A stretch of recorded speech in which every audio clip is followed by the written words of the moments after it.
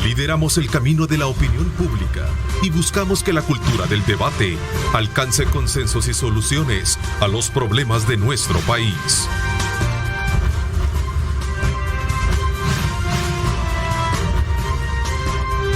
Diálogo con Ernesto López. Buenos días, El Salvador. Qué placer enorme saludarles. Son las 6:29. Como siempre, agradecemos de ustedes esa fiel sintonía. Queremos agradecerles, como siempre, por estar pendientes de nuestra señal y poder de alguna manera estar atentos a todos los elementos que aquí tratamos en esta mesa y que buscan, sin duda alguna, ofertarle a usted los diferentes puntos de vista con relación a los temas que tratamos y que se encuentran gravitando en el quehacer de la actividad política, económica y social de nuestro país. Este día queremos hacer una valoración acerca del tema de la migración y su impacto precisamente en muchos aspectos que tienen que ver con aquellos factores sociales que se definen como políticas públicas en países del Triángulo Norte. Para ello quiero darle la más cordial bienvenida esta mañana a Andrés Espinosa. Gracias por acompañarnos. Por cierto, Andrés ha sido organizador de un movimiento San Salvador Otras Ciudades Posible en el pasado y que desde luego a partir desde ese entonces ha quedado siempre vigente de darle lectura a los diferentes temas coyunturales del país. Así es que bienvenido. Gracias por acompañarnos, Andrés. Gracias, maestro.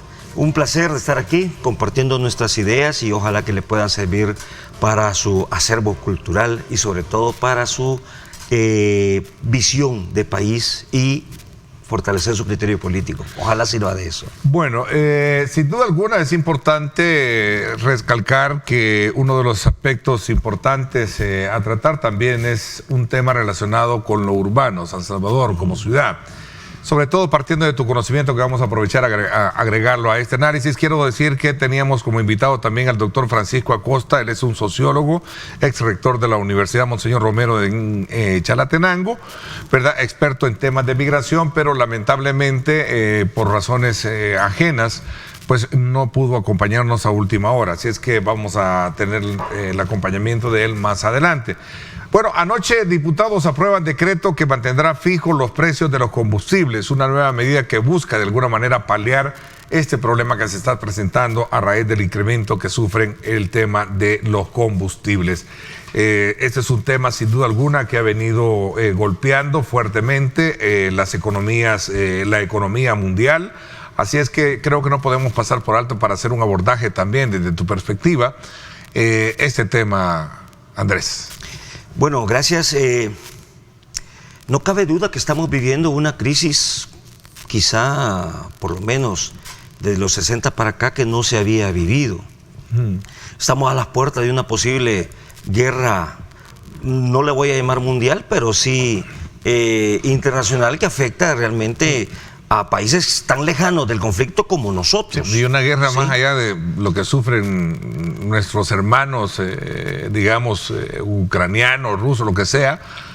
Es una guerra económica, como lo dicen algunos expertos. Es que esta guerra es económica. Como dicen los mexicanos, los trancazos están allá, sí, pero no, todos nosotros estamos sufriendo cómo nos afecta el tema económico precisamente, y ganamos terminación en este pleito. Y eso de verdad nos debe de llevar a reflexionar un poco cómo está el mundo y cómo estamos nosotros insertos en el mundo. Qué tan cerca está El Salvador del mundo, pero qué tan cerca está el mundo de El Salvador. Allá estornudan y nosotros nos enfermamos. Entonces debemos de valorar un poco qué es lo que está pasando y cómo nos insertamos. Ya nos insertaron ellos en la crisis, pero cómo nosotros nos podemos insertar en la posible solución de este conflicto o de otros conflictos. Y si no lo podemos hacer, entonces yo creo que desde nuestra trinchera, desde nuestro pedacito de tierra, nosotros lo que tenemos que hacer es velar primero por nuestros intereses como país, como nación, y sobre todo la calidad de vida de nuestra gente, para que lo que está pasando afuera nos afecte menos o lo menos posible. con el tema de la gasolina y los combustibles, pues yo aplaudo las medidas que se tomaron hace unos días de bajar el IVA y toda esa cosa. Y la que se concretiza el día de ayer, que tiene otra, que es el tema de la fijación de precios. Y esta me parece bastante interesante, pero hombre, cada medida que se toma en torno a la gasolina afecta el bolsillo del Estado. Porque lo que no recibe quiere decir que no lo tiene. Y si no lo tiene, puede afectar algunas carteras de Estado. Ojalá que no afecte educación. Son 12.5 millones de dólares que tengo entendido le costará al Estado por cada quincena este tipo de subsidio para mantener fijos los precios de los combustibles. Al menos así lo indicó el ministro de Hacienda, ¿no? 12.5 por cada quincena y son 2 meses, estás hablando de 100 millones de dólares. ¿Qué cartera va a afectar? 12, sí. ¿Sí? ¿Qué cartera va a afectar? 50.000 dólares creo que 12, sí. 12.5 millones. Sí. Por 4, a mí me salen 25, 50 millones, tenés razón. Entonces, ¿a quién va a afectar esto? ¿Qué cartera va a afectar? ¿Se va a afectar educación? ¿Se va a afectar salud? ¿Se va a afectar defensa? ¿Qué se va a afectar? A ver, pero ¿qué otros márgenes podemos tener en este análisis que ya lo hemos hecho con muchos especialistas en el tema? Contigo creo que también lo tratamos en su momento, y ya vamos a llegar a este tema de la política de ordenamiento como parte de los ahorros que se deben de tener en el tema de combustible a partir del ordenamiento vehicular o de una ciudad bastante armoniosa en eso, pero sí te parece muy bien, ¿eh? El hecho de que... Yo aplaudo las medidas que nos alivien un poco el bolsillo, la erogación de nuestros bolsillos de forma inmediata, pero tenemos que tener claro que estas medidas no van a durar toda la vida, o mientras dure el conflicto allá en Ucrania. Esto va a trascender esos 2 meses. ¿Existe algo que podamos hacer de manera más permanente que resuelva los problemas económicos del país? El combustible, uno de los componentes, pero no solo está afectando el tema del combustible, está afectando el tema de la alimentación. Ya viste toda la crisis que hay en los insumos agrícolas, por ejemplo, y ya viene la época agrícola y está afectando esto. Algunos dicen que se está acaparando esos insumos, otros dicen que simplemente no vienen producto de la crisis. Pero esto va a terminar en elevar los precios. De hecho, ya se están elevando los precios. Y eso significa que todo lo que comemos también va a salir afectado. Hombre, es tiempo de sentarnos y decir qué podemos hacer más allá de esta coyuntura. Porque si no resolvemos el problema de la coyuntura, nos vamos a ir metiendo en una espiral descendente que va a afectar, que ya afecta, pero afectará todavía más la calidad de vida y va a tener una incidencia directa en el tema que queremos tocar ahora. La gente desesperada se va del lugar donde vive. Y hay 2 causas fundamentales que la desespera. La primera es la económica, la segunda es la violencia. Y la violencia podemos... En el tema de la violencia es un tema que podemos agregarlo a este análisis que estamos haciendo. Claro, ¿no? Que sí. Pero ya hablabas tú, la económica y por supuesto el tema de violencia. El tema de violencia. Entonces, y la gente que se quiere ir, ¿para dónde va a agarrar? Ese es un tema interesante. Ahora, vos sabés, yo te he platicado, y aquí hemos platicado varias veces, yo podría sugerir en este momento dos temas que podrían siquiera iniciar la discusión seria.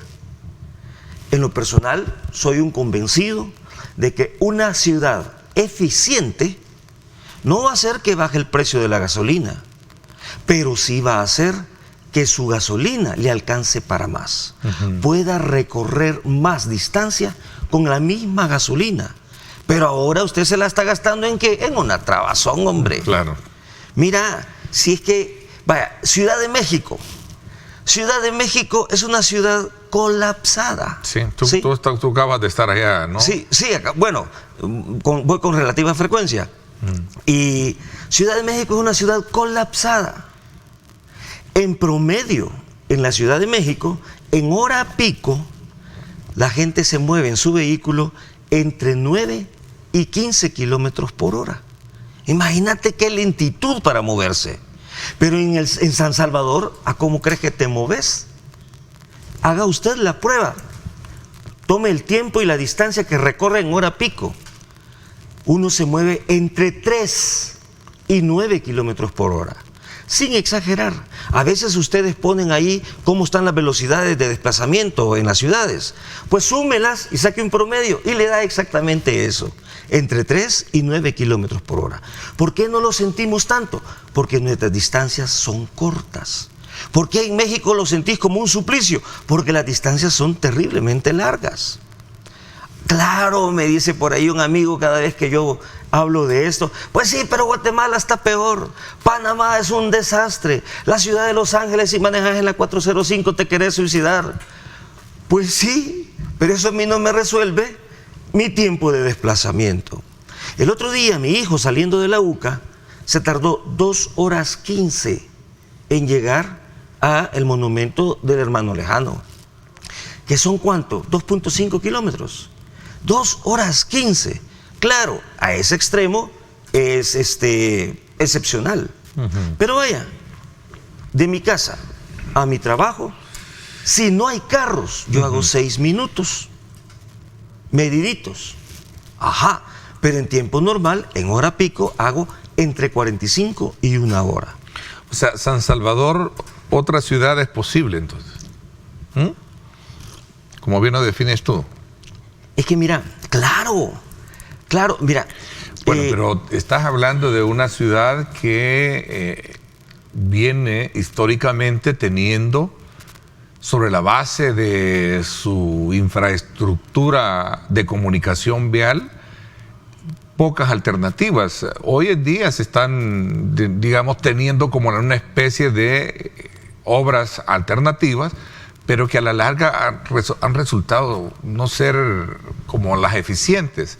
Este fin de semana un familiar se desplazaba buscando una vía alterna, que es en el sector del Calle El Guaje, estamos hablando del día sábado en horas de la mañana, para incorporarse al sector de Los Próceres y tomar la Monseñor. Fue a quedar trabado, me dijo, perdón el término popular, amigos, fue a quedar trabado ahí al Jaguar. Ajá. Tremendo. Sí, no salió. Tremendo. Vaya. O sea, y estás hablando de una infraestructura nueva, moderna, bonita, pero aquí hay otro problema en su esencia, de seguro, ¿no? Que es el tema de la sobrepoblación, como en algún momento algunos estudios que es la sobrepoblación de vehículos. Vaya, mira.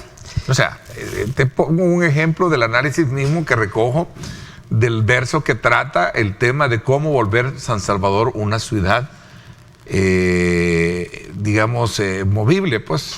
Vaya, la ciudad rey del carro en el mundo, por lo menos en las ciudades que había estado, es la ciudad de Los Ángeles. En la ciudad de Los Ángeles hay más vehículos que personas. Eso es un dato real e interesante. Cuando yo platicaba con el actual alcalde, Eric Garcetti, cuando él todavía era concejal, yo le preguntaba, mira, ¿y cómo van a hacer ustedes como ciudad para resolver el problema de los congestionamientos?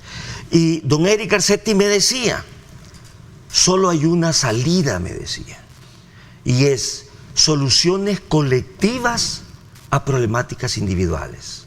La única salida es construir un metro. Y creo, está a punto de inaugurarse un metro en la ciudad de Los Ángeles. ¿Qué quiere decir eso? ¿Que nosotros vamos a hacer un metro? Probablemente, pero tenemos que ver la ciudad desde sus orígenes, qué es lo que ha creado este desastre y para dónde vamos. Ahí te doy un dato. No tiene metro, ¿cómo no? Tiene metro. Tiene tranvía. Tiene tranvía y sí se ha estado construyendo un metro de grandes dimensiones en la ciudad de Los Ángeles. Que pronto está, bueno, vean Discovery Channel, ahí sale cómo lo están construyendo y todo eso. Es interesante, como una réplica, dirías tú, de lo que nosotros tendríamos que haber hecho desde hace mucho tiempo para resolver este problema en San Salvador, ¿no? Sí, pero va más allá. Yo quiero dar un dato. Mira, yo tengo 20 años, poco más, desde que Héctor Silva, alcalde, abuelo, me puso al frente en la alcaldía de San Salvador del tema de transporte. Bueno, yo no soy ingeniero, yo creo que ahí debía haber puesto un ingeniero, pero me puso a mí, que soy músico y soy comunicador y hasta maestro, por cierto. Me empecé a investigar, eso me llevó rápidamente a entender cómo funciona el tema del transporte de la ciudad. He sido asesorado por gente brillante como Alan Cannell, ¿has visto este sistema Transmilenio, que se llama BRT, por cierto? eso se creó por primera vez en una ciudad de Brasil que se llama Curitiba. Alan Cannell era el director de ese sistema desde sus orígenes. Con ese tipo de gente, con Sebastián de la Rica, que fue el que transformó todo el sistema de transporte de la ciudad de Madrid, con todos ellos hemos ido construyendo una visión de ciudad. Y yo tengo 20 años de darle seguimiento al número de carros. Y en los datos que yo tengo, basados en los datos del Ministerio de Transporte, cada 8 años, un poquito menos, pero cada 8 años se duplica el parque vehicular en la ciudad y en el país. ¿Qué significa eso? Que significa que en este momento, estamos en el 22, en el 2030 vamos a tener el doble de carros si mis datos son correctos. En el 2030 vamos a tener el doble de calles, y si llegáramos a tener el doble de calles, vamos a estar igualito que como estamos ahorita. ¿Ok? Entonces la salida, ¿cuál es la salida? Es lo que tenemos que encontrar. Y bueno, yo creo que el Citran, por ejemplo, no voy a hablar bien de ese proyecto, pero es una brillante idea hecha tan irresponsablemente, pero tan irresponsablemente. Pero la gente de Soyapango se tardaba 10 minutos en llegar a la zona de los centros comerciales. Hoy se tarda 1 hora. Hay que analizar bien el Citran, que es el mismo Transmilenio, es el mismo Transmetro de Guatemala, ¿sí? Bueno, es un concepto, como tú dijiste, de transporte BRT, ¿verdad? Transporte BRT, esa es una de las soluciones. Pero bueno, si no, vos me invitaste a tu programa de radio para hablar de este tema del conflicto de los transportistas y todo esto. Sí. Allí, un más o menos, en el contexto del problema de lo que estamos hablando ahora y con lo que comenzamos a hablar, pues el tema de los combustibles. Porque una política de combustibles como tal, per se, no la puede tener países como el nuestro, que no tiene producción de petróleo. Pero sí, las acciones han sido muy acertadas, vistas desde el punto de vista de que se han logrado, en este caso, implementar las primeras medidas y ahora con lo que se aprobó ayer en la Asamblea Legislativa, que es una fijación de precios, mientras se soporta la inclemencia que viene de afuera, no de aquí adentro, porque no es un problema de nosotros, no es un problema de gobierno. Esta coyuntura nos debe de llevar a generar una visión más colectiva de las soluciones, que piense por lo menos en el mediano plazo, no solo en lo inmediato. Los salvadoreños estamos muy acostumbrados a reaccionar ante lo inmediato, sin ver hacia adelante. Ese es un problema bastante importante. La propuesta, una de las 2 propuestas que yo te dije, bueno, es eso, es sentarnos a discutir en realidad cómo resolvemos el problema de la funcionalidad de la ciudad. A veces creemos que eso es solo responsabilidad de los alcaldes. En mi movimiento San Salvador, otra ciudad es posible, tenemos una frase que hemos acuñado: solo mejores ciudadanos hacemos mejores ciudades. Y solo mejores ciudadanos podemos tener mejores ciudades.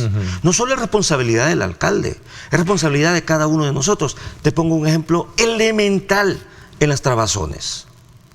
Si cada uno de nosotros en una trabazón dejara pasar un carro, uno solo, y se va, pero el día atrás deja pasar otro carro, las trabazones se podrían agilizar de una manera bastante efectiva.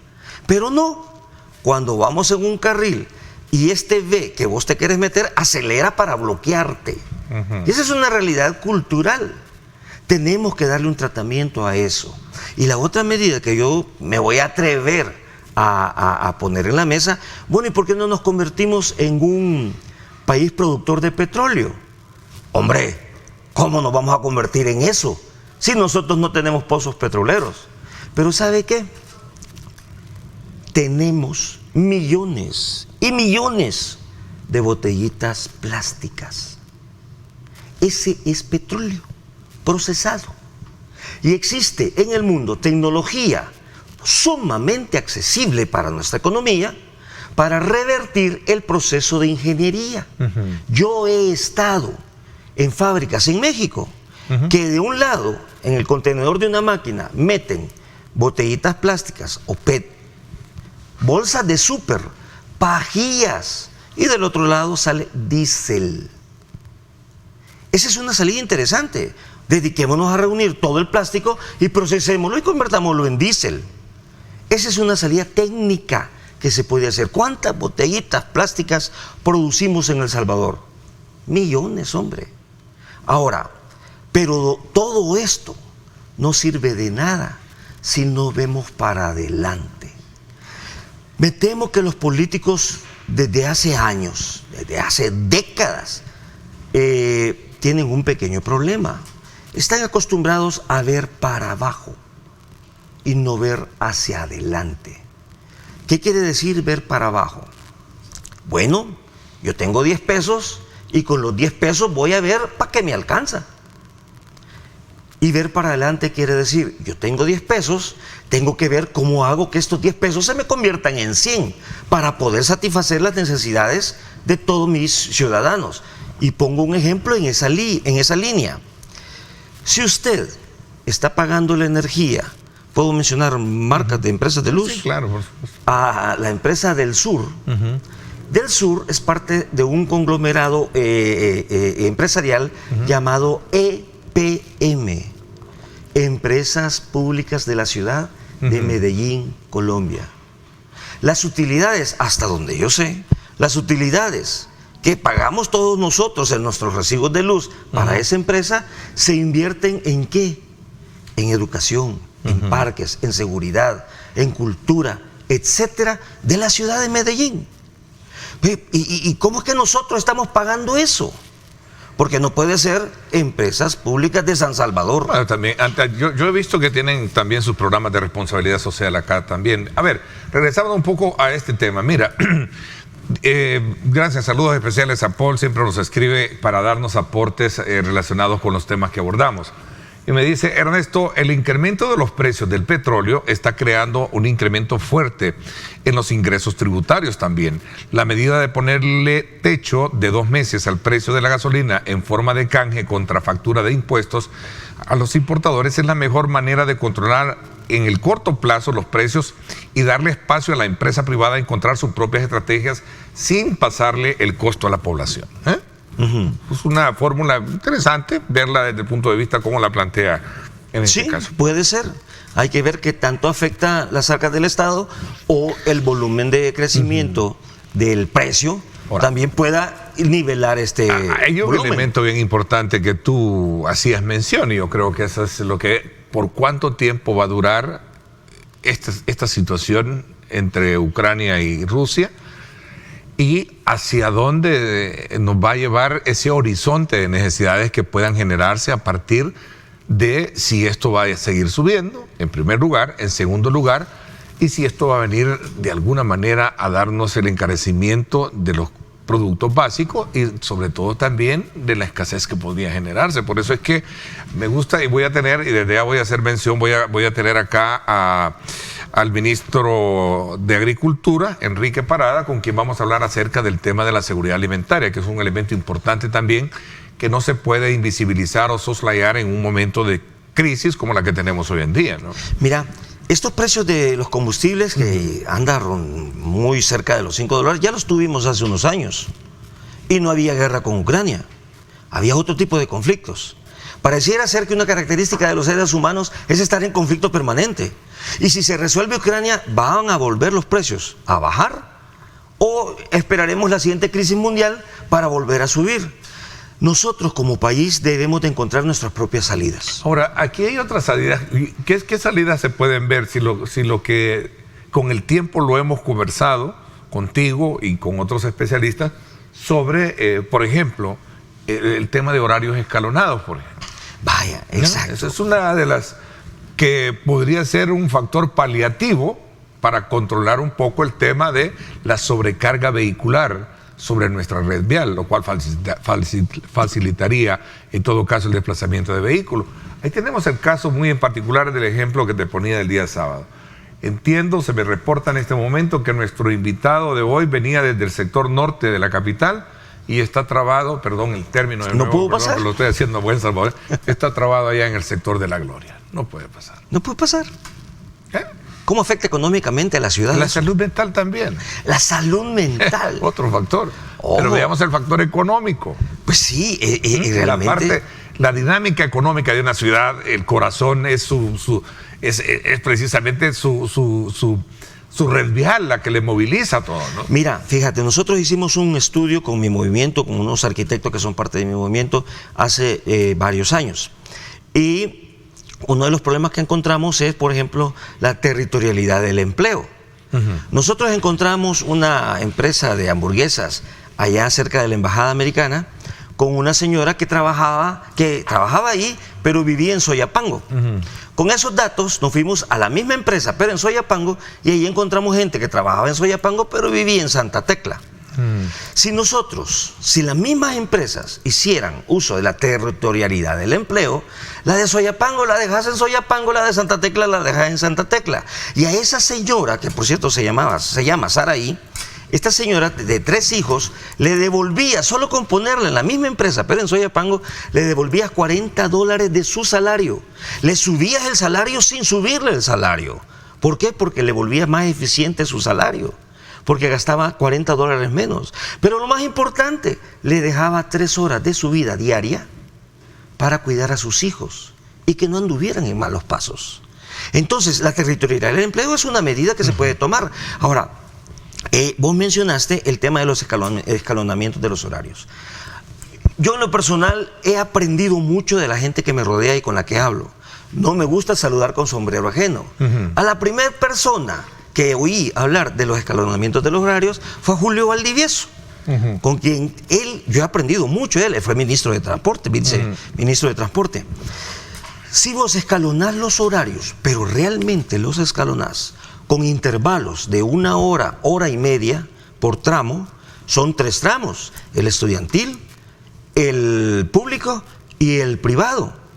Si los escalonás en tres tramos con esta distancia, ya partiste cada trabazón en 3, entonces ya eficientaste la ciudad en 3, simple y sencillo, porque da tiempo suficiente para que se evacúen los de un sector, entren los del otro y así hasta llegar al tercero. Y así las salidas. Fíjate que yo empecé a hablar otra vez de los escalonamientos de los horarios cuando estábamos en el encierro.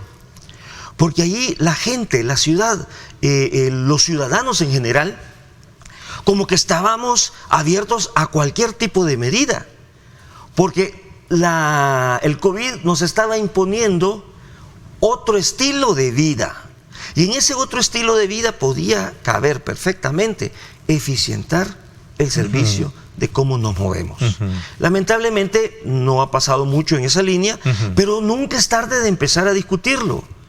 Por lo menos empezar a discutirlo con seriedad para tener salidas de largo plazo que puedan sustituir en un momento determinado estas medidas, buenas medidas, pero que son de corto plazo. Una ciudad eficiente eleva la calidad de vida de la gente.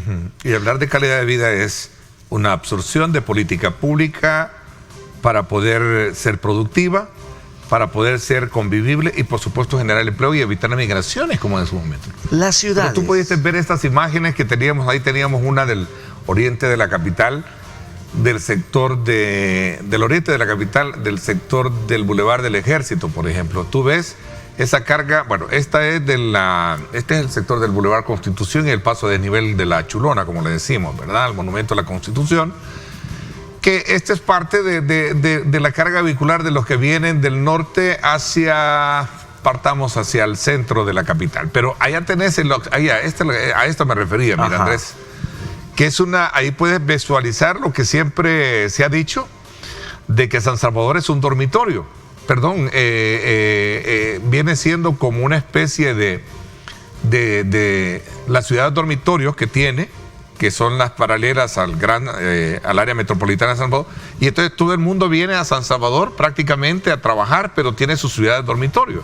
Y fíjate, la gente se mueve para trabajar hacia San Salvador, pero tenemos un centro histórico totalmente abandonado.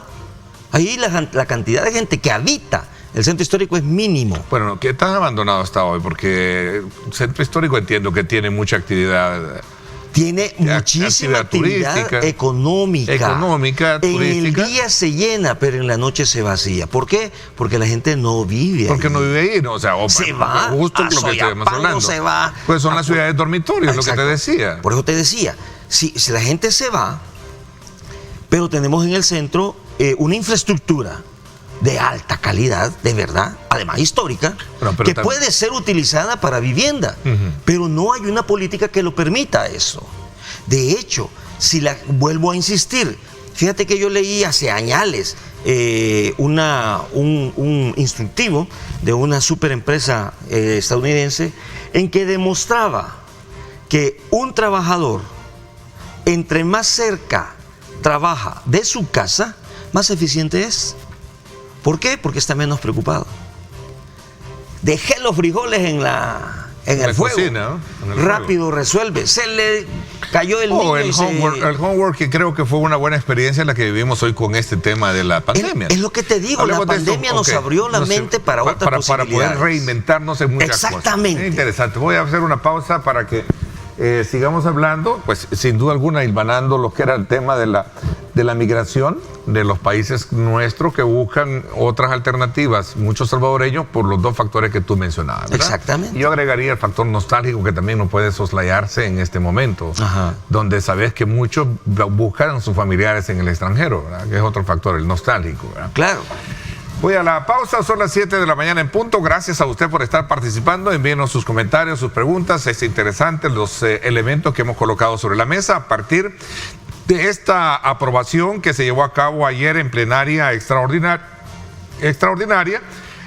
donde se fijaron los precios debido a las nuevas alzas en el mercado internacional, ¿verdad? Esto de alguna manera será punto de honor, que será el mismo gobierno que va a tener que absorber este incremento para paliar ese impacto y poder evitar que este se traslade en un efecto negativo en el bolsillo de los salvadoreños. Así es que decíamos pues que son alrededor de 12.5 millones la cifra que daba el ministro de Hacienda, Alejandro Zelaya, que estaría de alguna manera tocando el tema de ingresos dentro de la estructura de las finanzas.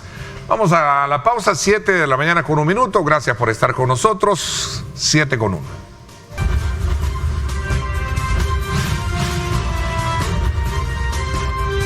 Diálogo con Ernesto López. Bueno, gracias nuevamente por estar con nosotros a esta hora de la mañana. Continuamos conversando con nuestro invitado, Andrés Espinosa. Andrés es conocedor sobre el tema relacionado con el desarrollo urbano y promotor de un movimiento San Salvador, Otras Ciudades Posibles, que buscábamos con la participación del doctor Francisco Acosta, sociólogo, experto en temas de migración, hilvanar ambos elementos, sobre todo a partir de cómo el desarrollo de ciudades puede en algún momento permitir la no migración, siempre y cuando éstas reúnan ciertos estándares que eleven la categoría de ser productiva, ¿verdad?, como un factor alterno a la generación de empleo y otros aspectos que tienen que ver, como lo hemos abordado en la primera parte, Andrés. Exacto. Bueno,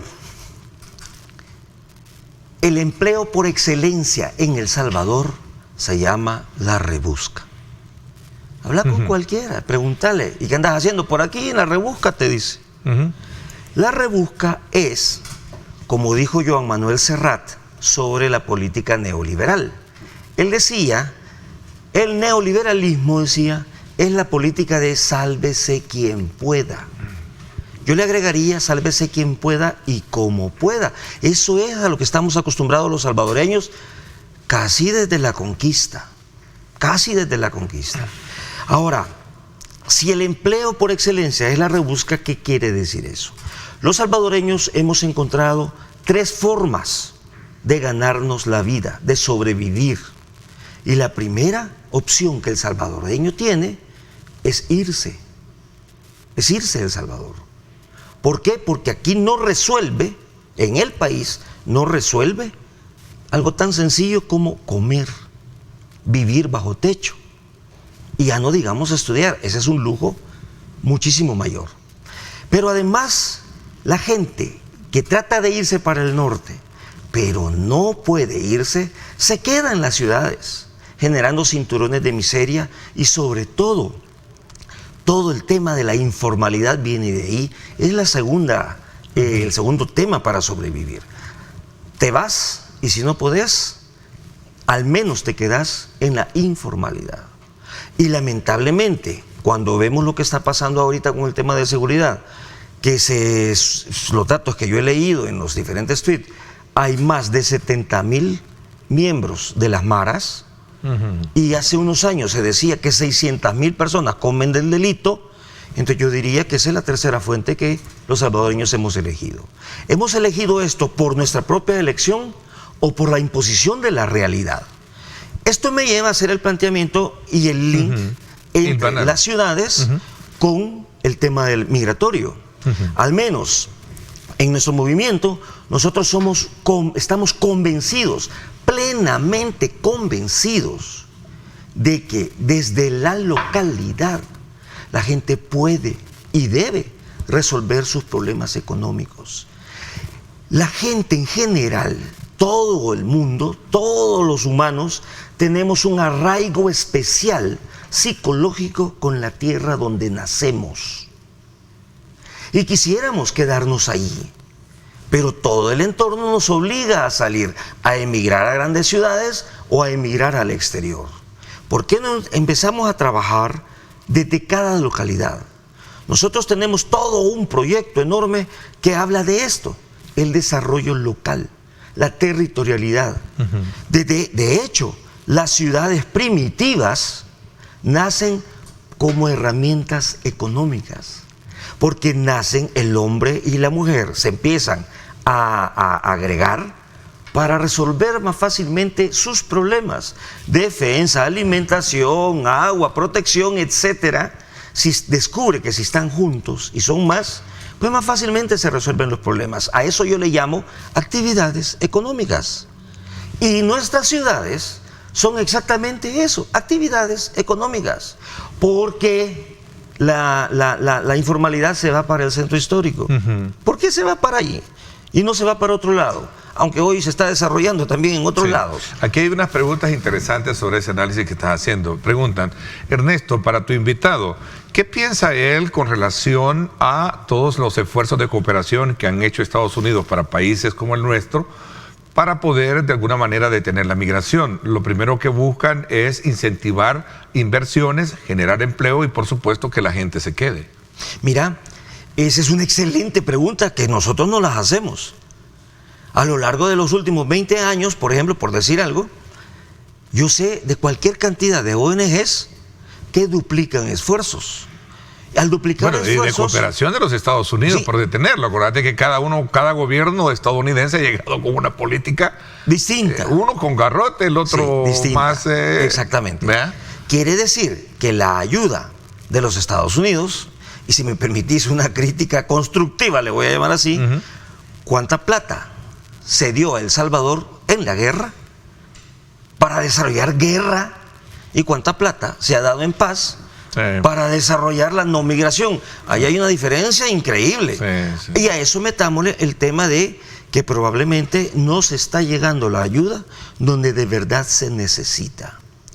Yo estoy convencido, en nuestro movimiento estamos convencidos que cada localidad, cada caserío tiene una potencialidad de desarrollo. Por ejemplo, el tema agrícola, los huertos caseros.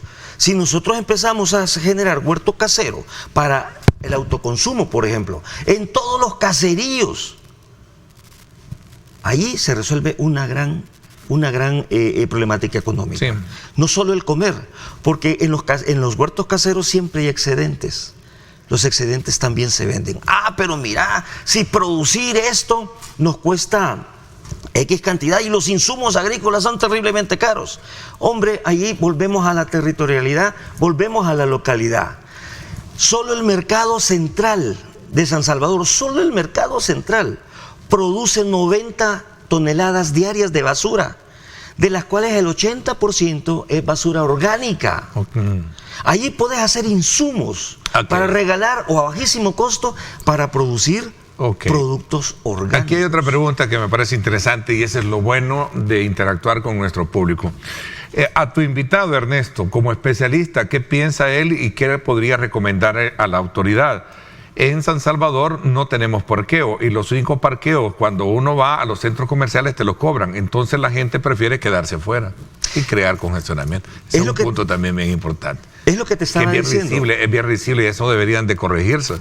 Uno visita un centro comercial porque va a consumir, a comprar y al final terminan cobrándote también por el... Cobrándote el parqueo. Va. Mira, ¿cómo volvés una ciudad eficiente? ¿Cómo volvés una ciudad eficiente? Al menos en San Salvador, lo primero que tenés que hacer definitivamente es escalonar los horarios, cambiar el sistema de transporte, es decir, crear un sistema de transporte, porque lo que tenemos ahorita es una jungla.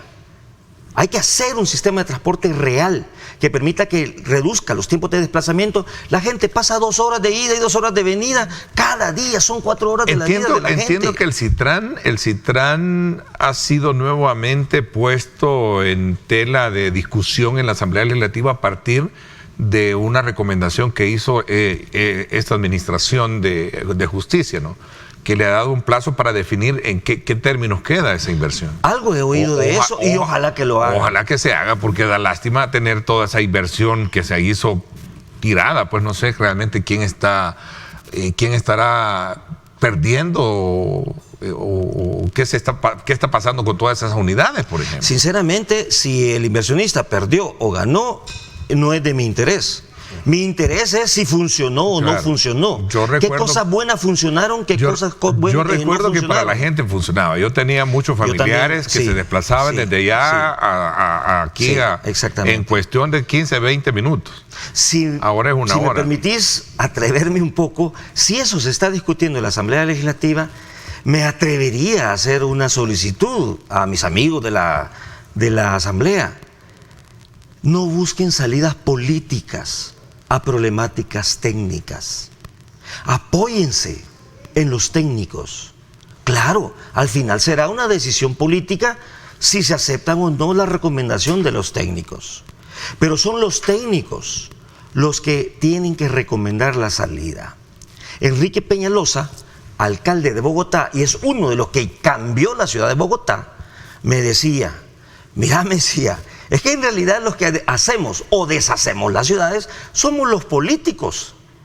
Nuestra responsabilidad como políticos es saber quién es el que sabe y dejarnos asesorar, tomar el apuntalamiento técnico para que nuestras decisiones políticas sean más acertadas. Te hacen una pregunta que yo creo que esta iba más para el sociólogo, para el doctor Acosta, que nos acompañaba. Dice acá, Ernesto, el fenómeno de la migración lo tenemos no solo como país, esto es mundial. Estados Unidos se sentó su sociedad precisamente por migrantes. En el caso de países como el nuestro, el tema es que la corrupción por años, ¿verdad?, ha afectado, sobre todo porque las grandes cantidades de dinero, como tú decías, que han enviado los gobiernos anteriores, prácticamente no se ha visto aplicadas en el desarrollo de los pueblos para evitar la migración.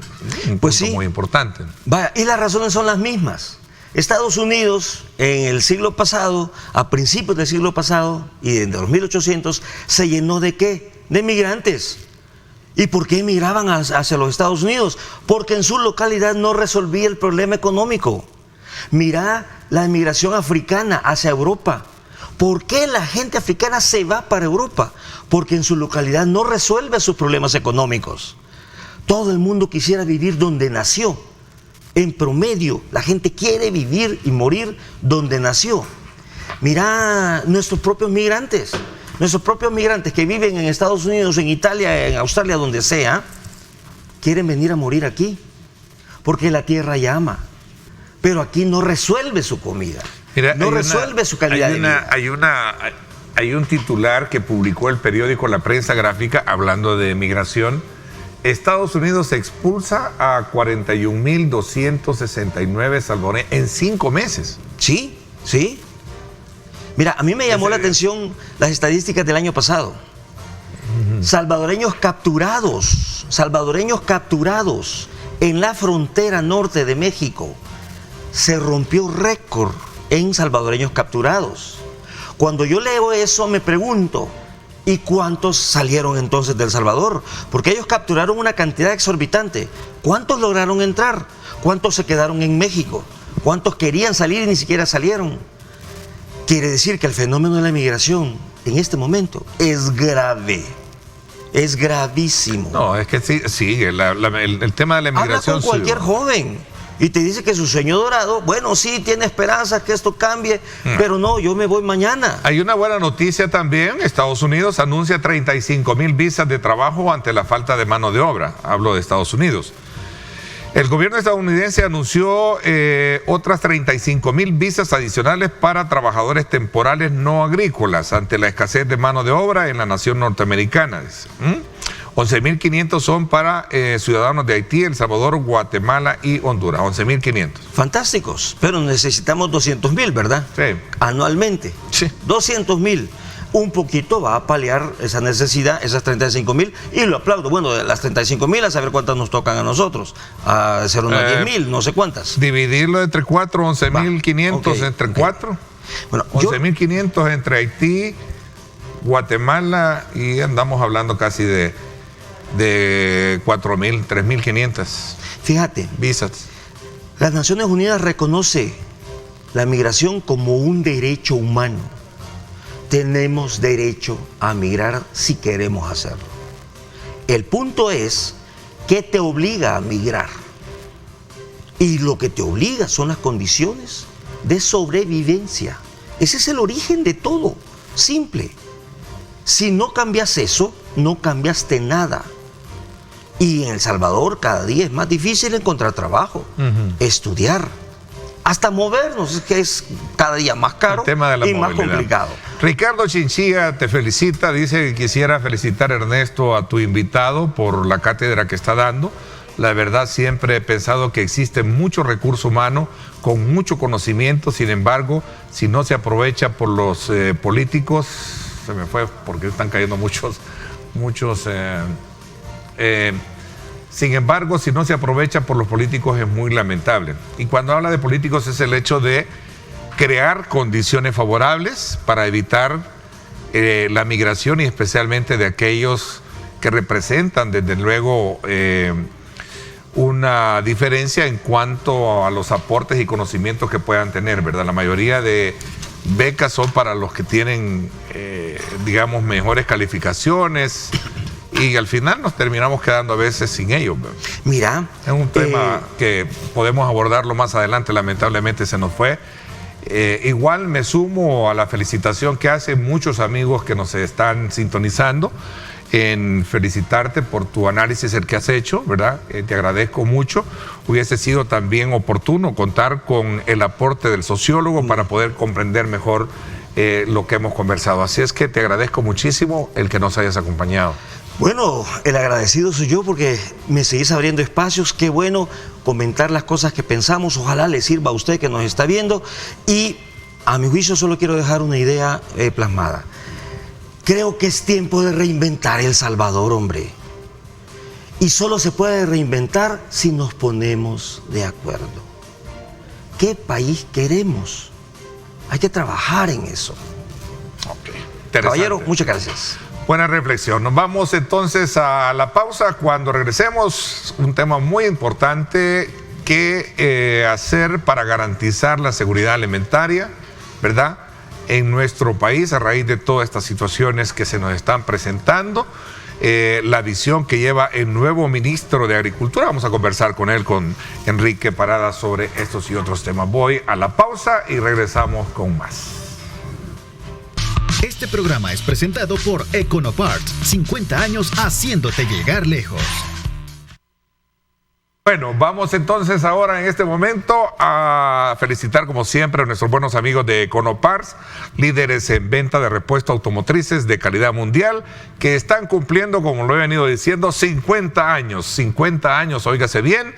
Desde que comenzaron ellos han sido parte de nuestras vidas, ¿verdad? De nuestros caminos y, por qué no decirlo, también de todas nuestras metas y logros que hemos tenido. Así que gracias a Econopar, con 50 años, vamos a irnos ahora a conocer cómo está el estado del tráfico a esta hora de la mañana. Vámonos entonces hasta el sector de Los Chorros, subiendo Los Chorros. Ahí tenemos desde luego estas imágenes que nos dicen que tenemos pues prácticamente fluidez vehicular a esta hora de la mañana. Tome en consideración que el carril que va hacia Los Chorros pues está prácticamente libre si usted piensa desplazarse por esta zona. Recuerde, desde que comenzaron, Econoparts han sido parte de nuestras vidas, de nuestros caminos y nuestros logros. Así es que gracias a Econopar y por todo ese aporte que han dado al desarrollo del país, y muchas felicidades nuevamente. Este programa fue presentado por Econoparts, 50 años haciéndote llegar lejos. Bueno, gracias nuevamente por estar con nosotros a esta hora de la mañana. Voy a darle la más cordial bienvenida al ministro de Agricultura y Ganadería, Enrique Parada. Bienvenido, ministro, gracias por acompañarnos. Muchísimas gracias, Ernesto. Un saludo a la población salvadoreña, en especial a nuestros agricultores, ganaderos, pescadores que día a día trabajan por darnos a nosotros los alimentos que consumimos y contribuir a la economía nacional. Este día he venido para conversar un poco sobre el agro y la situación actual del mercado de productos alimenticios. Ok, está el país, voy a comenzar con esta pregunta que me parece que es muy importante, ministro. ¿Está preparado el país para enfrentar una posible crisis alimentaria debido a la situación internacional? Estoy seguro que sí. El país tiene la suerte de tener un presidente visionario, un presidente comprometido, que nos ha dado la instrucción de velar por garantizar la seguridad alimentaria de la población, por un lado, y también por proteger el bolsillo de los consumidores en cuanto a los precios de los alimentos. El presidente nos ha mostrado su alta capacidad, su alta visión para enfrentar crisis, como fue en el caso de la reciente crisis del COVID. Hizo un manejo, el gobierno, creo, magistral sobre la pandemia. Ese tema reconocido a nivel internacional, el buen manejo del gobierno, y creo que el presidente se adelanta a los hechos, se adelanta a los efectos de esta posible crisis cuando anuncia una serie de medidas que ha pues beneficiado al sector agropecuario y sobre todo pues al comercio de alimentos. Otras medidas también que han generado impacto muy sensible es el caso del manejo de los hidrocarburos. Esta reducción de los precios tiene un impacto directo en la cadena de comercialización de alimentos, pues el tema de transporte es uno de los componentes más elevados de la comercialización de los productos agropecuarios. Bueno, y esa es la parte más sensible hoy en día, por la cual también muchos, y un poco en el complemento de la pregunta anterior, mucho se hace, es decir, ¿qué va a pasar si esto sigue incrementando? Bien hizo la Asamblea Legislativa tomar la propuesta del Ejecutivo para fijar precios, pero estamos hablando de 2 meses. Por eso alguien decía ahí, ojalá que esta situación no se prolongue tanto, porque al final lo que vamos a tener es que buscar mejores alternativas. Usted está recién llegado al cargo, pero sé que viene con experiencias también similares dentro del rubro. ¿Cuál es su perspectiva, digamos, desde el punto de vista de lo que representaría o puede representar como una oportunidad este momento que vive el país? Dicen que ante cualquier crisis, dicen los chinos, ¿verdad?, la mejor forma es encontrar las soluciones. Totalmente de acuerdo. Creo que estamos enfrentando una crisis un poco compleja. Pues vamos saliendo de la crisis de la pandemia, que tuvo impactos significativos en las cadenas de suministro de alimentos y de insumos, y ahora se nos presenta una crisis geopolítica entre Rusia y Ucrania, que son los mayores proveedores de alimentos y de insumos para una buena parte del mundo, en especial los fertilizantes. En ese contexto es indudable que existe preocupación a nivel mundial. Ahora estaba revisando un reporte que nos dice, lanza de alguna forma un poco de tranquilidad, pues hay ya datos oficiales que confirman que tanto Rusia como Ucrania ya habían exportado el 80% de la producción total de granos y fertilizantes. Es decir, el mercado, eso le baja un poco de presión. Sin embargo, pues no cabe duda que en Europa todavía hay crisis, una crisis profunda de abastecimiento, y eso implica también que otros orígenes, otros países van a tener que eso acá, compensar. Es decir, vamos a tener, y Dios quiera que no sea así, vamos a tener escasez de fertilizantes en su momento. No va a ser así. El señor presidente ha sido enfático en prever que estos posibles efectos de una escasez no afecten al país. Vamos, por un lado, a promover una mayor producción de alimentos, y por otro lado, también estamos tomando las medidas para garantizar que haya un abastecimiento adecuado por vía importaciones. Hemos hablado ya con los ministros de la región, que son nuestros principales abastecedores de insumos, de alimentos como hortalizas y frutas y granos, y ellos nos han asegurado que no está en riesgo el flujo normal de alimentos.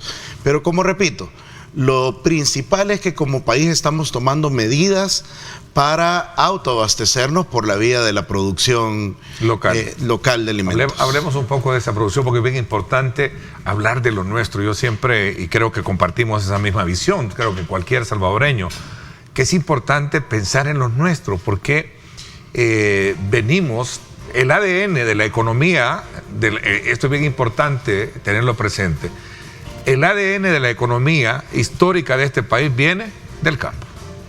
Es correcto. No hay otro rubro. Vea la pausa y seguimos hablando de esto. Ministro, 7:30 minutos, regresamos. Este programa es presentado por Econoparts, 50 años haciéndote llegar lejos. Bueno, gracias nuevamente por estar con nosotros. Vamos a conocer nuevamente cómo está el estado de las calles nuestras con relación al tema del tráfico, gracias a nuestros amigos de Econoparts, que han llegado a 50 años con los mejores repuestos de calidad mundial para que nuestros carros lleguen siempre a su destino y nosotros podamos seguir disfrutando de estos. Así es que vámonos a las calles, vámonos ahora hasta el sector del Pedregal. Esto es en la parte, llamémosle así, del sector de los centros comerciales acá. Vemos ahí que tenemos una carga vehicular viniendo desde el sector de la calle Chiltiupán a conectar a esta zona. No así tenemos la conexión que va hacia este sector viceversa, que está despejada, ¿verdad? Recuerde, Econopar, 50 años haciéndote llegar lejos. Este programa fue presentado por Econoparts, 50 años haciéndote llegar lejos.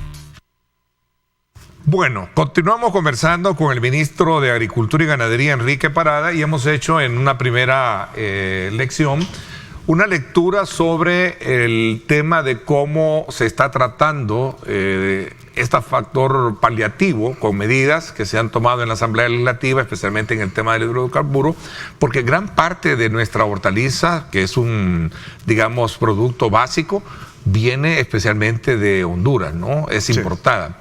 Y aquí cae la pregunta que yo dejaba planteada, ministro, y es precisamente aquellos agricultores que nos están viendo ahora, ¿será que vamos a tener una visión mucho más voy a ocupar el término, nacionalista o patriótica para poder apoyarlos a ellos y poder incentivar, aprovechar esta crisis que se nos está presentando como para poder darles el apoyo necesario y volver el apoyo productivo para ellos?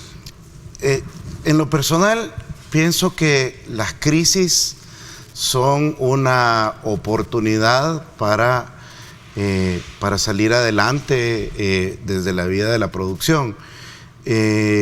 Definitivamente, como gobierno, estamos promoviendo el incremento de producción con diferentes medidas, no solamente de granos. Vamos a comenzar a entregar ya los paquetes agrícolas, pero también estamos promoviendo la producción de hortalizas, estamos promoviendo otras actividades como la ganadería, la pesca y el cultivo de frutas, con medidas como la implementación de reformas al Fideagro, el Fideicomiso Especial para el Agro, que fue recientemente aprobado por la Asamblea Legislativa y que va a permitir dar créditos con tasas preferenciales a diferentes rubros. Antes solamente se financiaba granos básicos, hoy vamos a dar cobertura a ganadería, hortalizas, frutas, pesca, y además se ha incrementado los montos de los créditos, de tal forma que este incremento de los precios de los insumos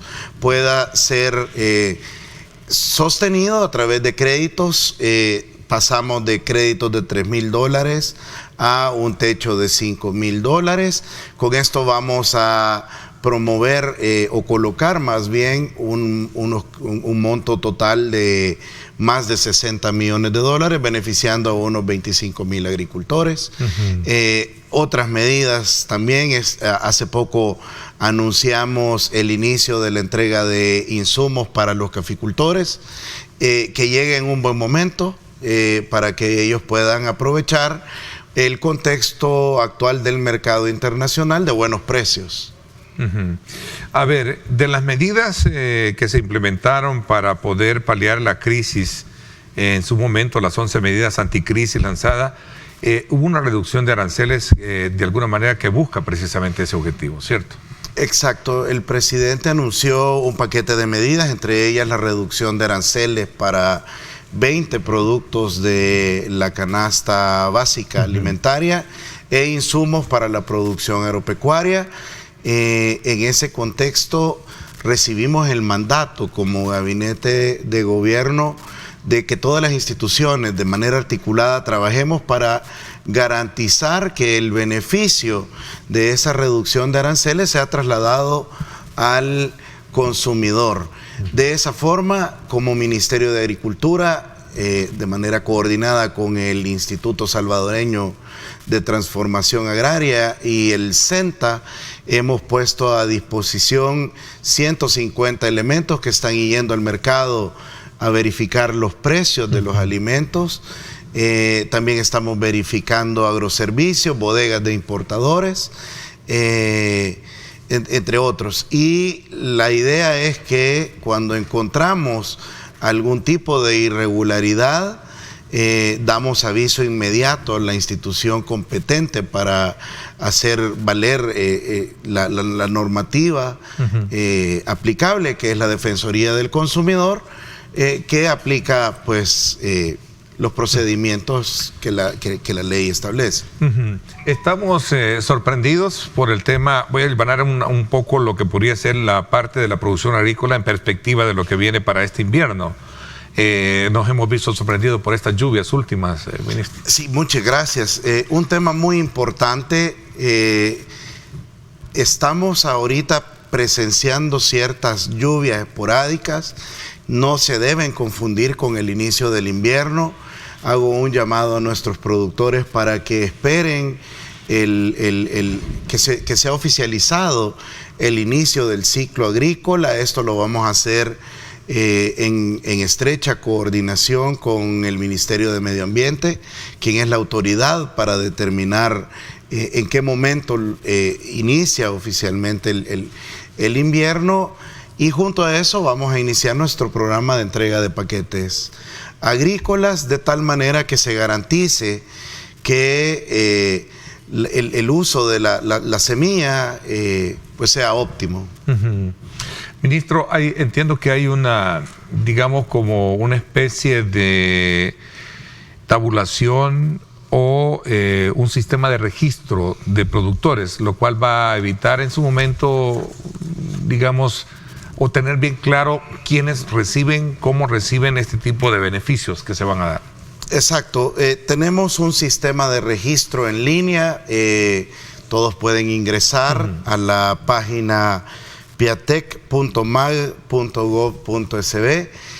Ahí pueden registrar sus datos y inmediatamente quedan pues ya registrados en el registro único de productores. Y con eso van a ser beneficiados del paquete, aquellos que cumplan con los requisitos. ¿Es solamente para eso o tiene otro componente, otro objetivo? Esta base de datos nos va a servir para poder identificar los productores de diferentes rubros y darles un mejor servicio. No tenemos un registro que nos diga tenemos tantos productores de leche, tantos, y ver de qué forma esto puede servir como una herramienta para medir las capacidades de una política. Tenemos censos agropecuarios, de un censo que data ya de varios años atrás. Tenemos un padrón que tiene más de 15 años de no ser actualizado. Y ahí, Ernesto, usted sabe que las condiciones de toda sociedad, de toda persona, cambian en el tiempo. Estoy seguro que sus condiciones hace 15 años no son las mismas de ahora. Y por eso es importante actualizar este tipo de bases donde pues conocemos de mejor manera al productor y, como usted muy bien lo menciona, vamos a saber las necesidades y cuál es la mejor manera para poder atender a nuestros agricultores. Usted ya llegó al campo, usted se ha reunido con los productores. ¿Qué le han expresado a ellos, ministro? Me he reunido con varios de ellos, me han expresado sus preocupaciones. La principal tiene que ver con el tema de la carestía de los insumos. Sin embargo, yo creo que en este momento lo más importante es acercarnos a ellos y darles servicios de asistencia técnica, que hagan un uso correcto de los insumos como los fertilizantes, que los utilicen de una manera eficiente para reducir las pérdidas y que se pueda garantizar la efectividad de los insumos que utilicemos y que eso conlleve a una mejora en los rendimientos de la producción. La pandemia nos dejó una lectura que conocimos de parte de ellos en cuanto a que se estaban haciendo compras e importando y realizándose compras en el extranjero y no de producción local. ¿Qué valoraciones tiene usted alrededor de este punto? Mire, el tema de la agricultura depende mucho del ciclo del invierno. Tenemos en el país 3 cosechas importantes. La primera es la de invierno, que está a punto de comenzar. Luego ahí se cosecha más o menos el 70% de la producción de granos. Luego tenemos la cosecha postrera, allá por agosto, donde se produce un 20% de la producción nacional. Y al final una cosecha de apante, que es la que aprovecha los excedentes de humedad en otros cultivos como la caña, y ahí se produce más o menos el 10% de los granos producidos en el país. El abastecimiento tiene 2 fuentes. Uno es la producción local y otro es las importaciones. Ambas son importantes para garantizar que la población tenga acceso de manera adecuada y sostenida a los alimentos que consume.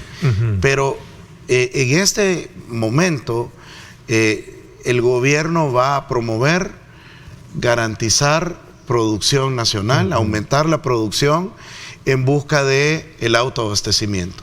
Ese es el mensaje importante y además quiero que la población sienta tranquilidad de que como gobierno vamos a garantizar en todo momento que los alimentos van a estar disponibles en el país. Ese es el mandato que tenemos del presidente. ¿Usted puede asegurarme esta mañana, ministro, que no vamos a tener escasez de alimentos? 100% le aseguro a la población que día a día estamos trabajando para garantizar que van a tener alimentos y a un buen precio. Eso significa que vamos a tener una buena producción agrícola este año. ¿En qué consiste? Exactamente. Vamos a hablar de esto cuando regresemos. Me piden una pausa. 7:44, gracias por estar con nosotros y vamos a tomar como consideración, como siempre, las opiniones de nuestros televidentes.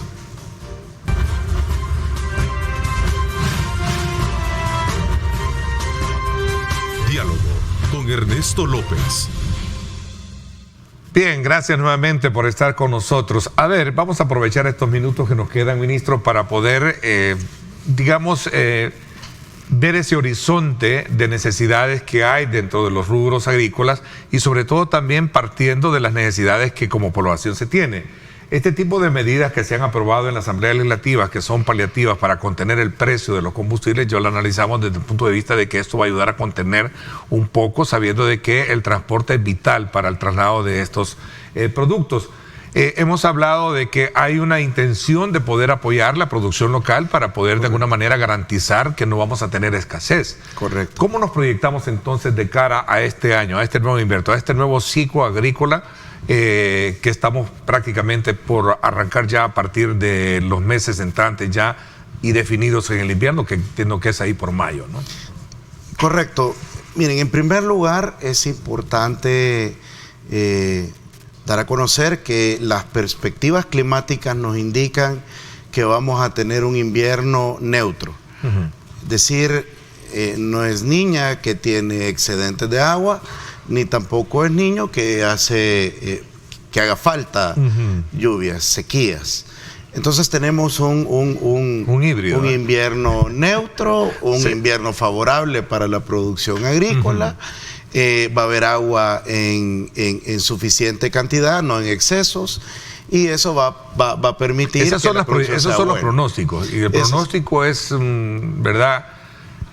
No es algo que sí, pero como puede pasar, no puede pasar. En realidad esperemos que el cambio climático no nos sorprenda, porque nos sorprende, ¿no? Sí, en realidad las tecnologías cada vez van mejorando. Si ustedes se fijan, pues ya el teléfono nos avisa con suficiente anticipación y con bastante certeza si va a llover o no hoy por la tarde, por la noche.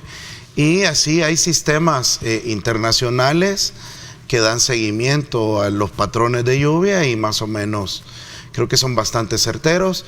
Hay buenas perspectivas. Además, el trabajo del gobierno en aumentar la producción va a tener un impacto considerable. El maíz, el frijol y ahora pesca se incluye dentro de lo que usted decía al principio con esta nueva reformas que se le hicieron al FIDEAGRO, por cierto, en la Asamblea Legislativa, ¿no? Correcto, y no solamente esos, también se incluye hortalizas, frutas y ganadería. Ok. De alguna manera esto representa como, digamos, elevar a la categoría de lo que veníamos teniendo en el pasado. Hemos tenido baja producción, vamos a subir. ¿Cuáles son los alcances que va a tener esto de acuerdo a lo proyectado, ministro? Vamos a aumentar la producción. Todas estas medidas van a tener un efecto natural. Canalizar recursos para la producción obviamente va a promover incrementos en la producción agrícola, pero como gobierno también vamos a aprovechar las 3 cosechas que le mencioné. No nos quedamos con la producción de invierno. Cuando venga la producción de postrera vamos a promover incrementos también sustanciales en la producción, e igual lo vamos a hacer con la cosecha de apante.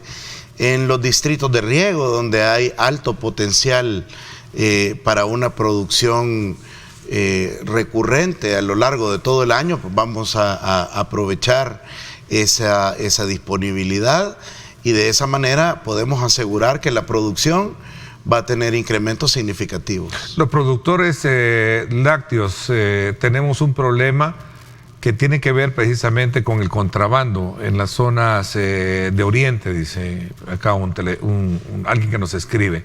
¿Qué se está haciendo al respecto?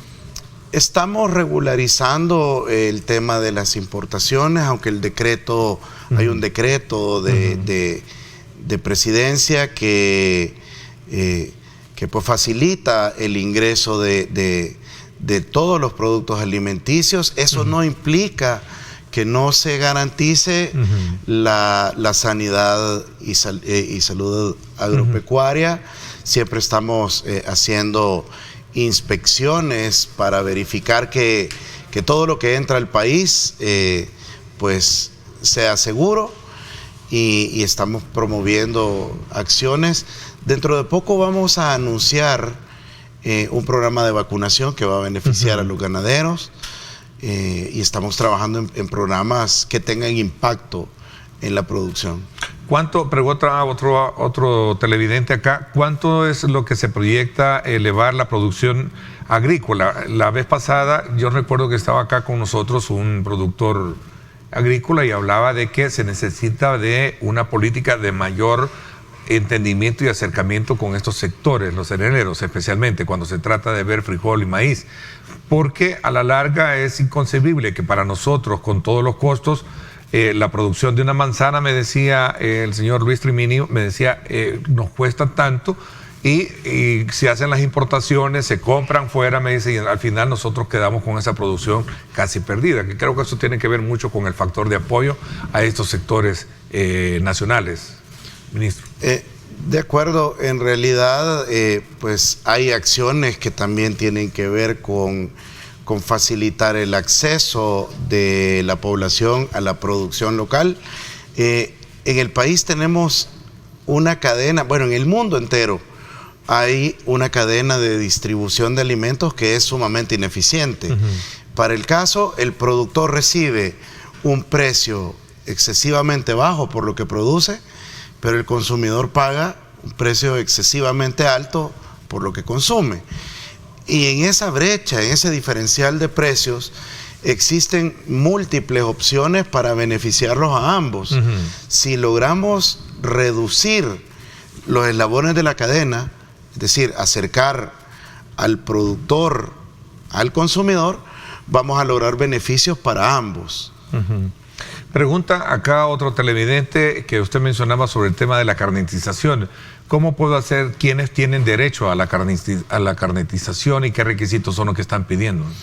El proceso de carnetización es virtual y abarca para todos los productores del país a lo largo de los 14 departamentos y para todos los sectores. No es exclusivo para granos básicos, sino también para otros rubros como la ganadería, la pesca, hortalizas, frutas. ¿Cuáles son los factores que van a ayudar a mejorar la producción agrícola si sabemos que aquí habla del fertilizante, que habla de escasez? Yo no creo que hay escasez, no hay escasez de fertilizantes hoy en día, ¿no? No tenemos escasez en el mercado. ¿Qué dicen sus inspectores? Entiendo que hay inspectores, ¿verdad? Hay inspecciones, sí, como usted lo decía anteriormente. Hay inspecciones, ¿no? Miren. Esto es bien importante aclararle al televidente, porque puede haber alguno que puede estar haciendo acaparaciones, pero eso está penado hoy en el contexto de la situación que vive el país. Producto de las inspecciones que se han hecho, tanto de alimentos como de insumos, que ahí se incluye fertilizantes, ahí se incluye concentrados para uso animal, se ha logrado determinar que el mercado está suficientemente abastecido de productos, que además en los países de origen hay suficiente producto para abastecer vía importaciones el mercado local como de una forma regular. Y en tercer lugar, que no ha habido un incremento de precios a nivel de mayorista que justifique un incremento de precios a nivel de consumidor al detalle. Esos han sido los tres aspectos que hemos encontrado. Obviamente se han encontrado casos esporádicos donde se ha visto comportamientos irregulares de parte de los comerciantes y se ha dado aviso a la Defensoría del Consumidor para que actúe como... Aquí hay una pregunta que me parece que es interesante. En el contexto de lo que es garantizar la seguridad alimentaria, la producción agraria, dice, ¿se va a mejorar la asistencia técnica del CENTA? ¿Cuál es la proyección que se tiene? Porque esto de alguna manera está bien limitada hoy en día. Totalmente. Esta pregunta es bien interesante. Totalmente. O sea, no se puede dejar solo Sí. al productor, al campesino. Se necesita de un auxilio técnico. Totalmente. Mire, en primer lugar, el paquete agrícola ha sido modificado y reforzado. Antes únicamente se entregaba la semilla y el fertilizante granulado. En esta ocasión, el paquete incluye tratador de semilla y foliares. Eso va a fortalecer la vigorosidad de la planta y la va a hacer obviamente más rendidora. Pero no va a ser posible alcanzar los objetivos si no ampliamos, como dice, la cobertura de los servicios de asistencia técnica. Vamos a salir al campo con nuestros técnicos del CENTA, pero además hay modelos que también pueden ayudar a incrementar la cobertura de una forma rápida y expedita, como el uso de herramientas tecnológicas. Vamos a echar mano de conocimiento a través de videos, información de app y otros. Ok, aquí hay una pregunta de un cafetalero. Nos dice: Ernesto, buenos días. Puedes preguntarle al ministro sobre el fideicomiso. Se ha quedado en planes, no se ha logrado concretizar hasta ahorita nada. ¿Cómo está el tema del fideicomiso para el café? Estamos trabajando en eso, estamos trabajando fuertemente en buscar los recursos que van a ser utilizados para financiar el fideicomiso, pero no estamos detenidos.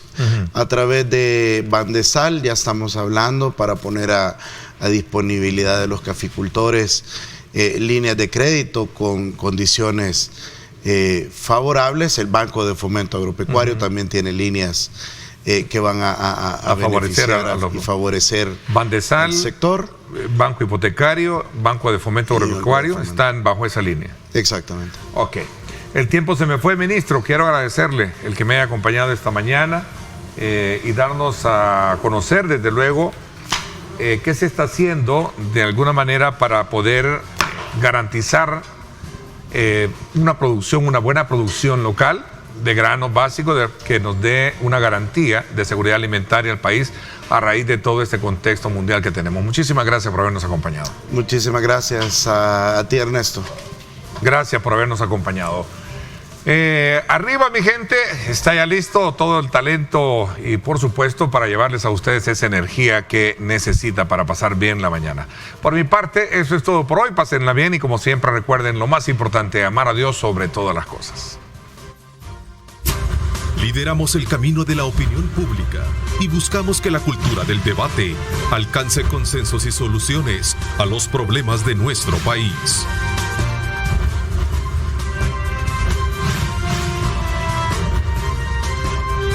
Diálogo con Ernesto López.